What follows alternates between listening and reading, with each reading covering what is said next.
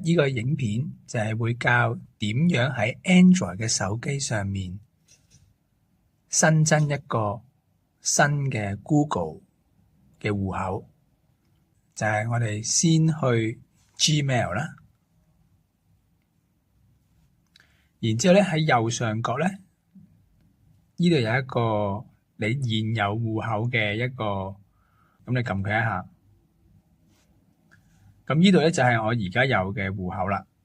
跟住你見到個底部咧有兩個選項，一個就係加入其他帳戶，另一個就係管理此裝置上的帳戶。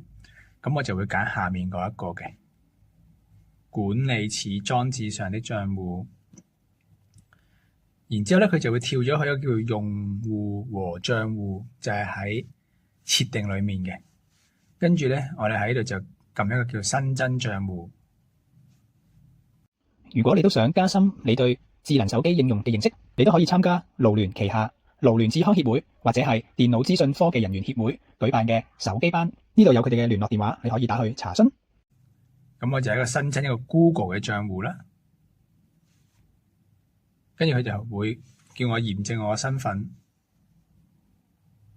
你哋可能係輸入密碼或者係其他嘅方法去驗證你嘅身份啦。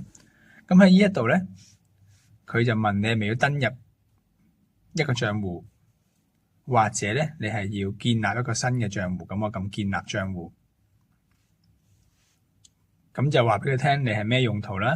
咁通常都會揀個人用途先嘅。好啦，咁喺呢度咧，你就要俾一個姓同埋名佢啦。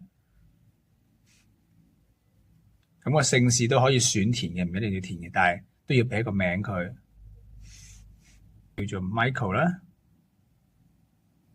係啦，跟住之後就下一步啦，繼續。好啦，出生年月日，咁你就可以話不便透露嘅。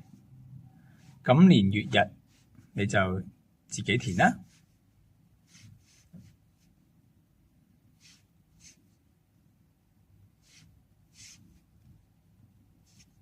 OK，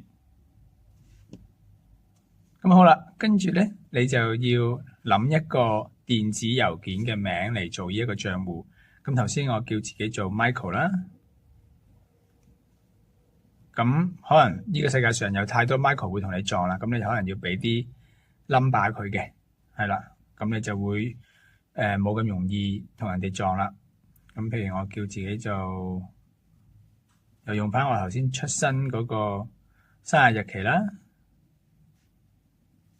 咁應該就冇咁易同人哋撞嘅。好，試下繼續先。哦，嗱，咁多字都可以同人哋撞嘅，係啦，咁所以我哋要可能喺中間俾個點佢都得嘅，呢個點都撞埋，咁啦，咁可能要再諗過另外一個名啦。咁可能我叫自己 Super Michael 啦，Super 點 Michael 19801212啦，咁就得啦，咁冇問題啦。咁然之後咧，我又要建立一個密碼啦。咁咧通常咧都會用8個位以上啦。咁你又要有字母啦，又要有數字啦，同埋要有符號組成嘅。咁呢個就係我嘅密碼啦。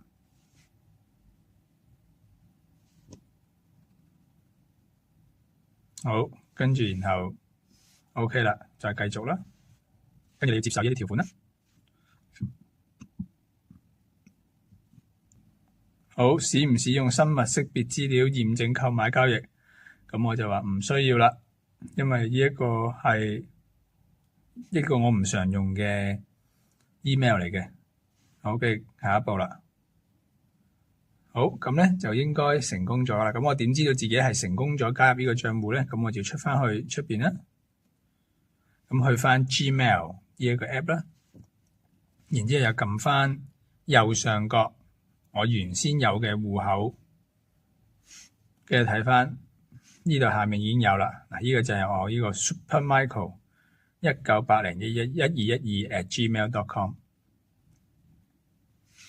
咁好啦，咁如果我要查佢嘅電子郵件咧，我就要撳入去 Michael 呢度。跟住你會見到右上角咧，呢個位咧就轉咗做 Michael 呢個戶口啦。